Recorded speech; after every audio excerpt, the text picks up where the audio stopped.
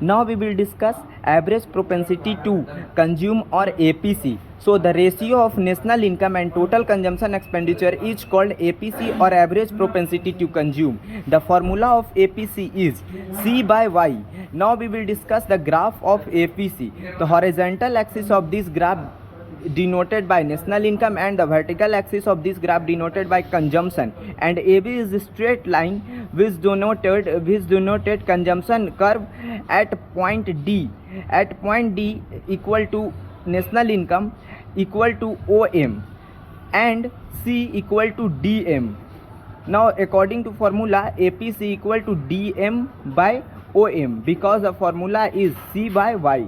Now we discuss about OD.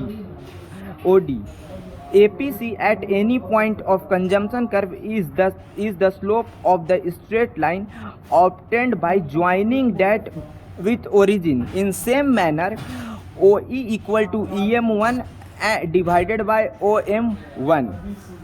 From the diagram, it is seen the slope of straight line OE is less than OD.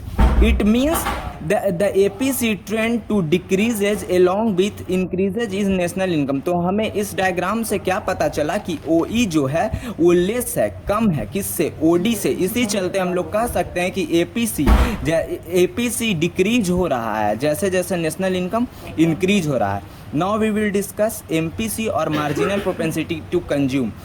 So the ratio of change in national income and the change in total consumption expenditure is called marginal propensity to consume, और APC equal to delta C by delta Y, क्योंकि यहाँ पे change को हम denote कर रहे हैं, addition को डिनोट कर रहे हैं.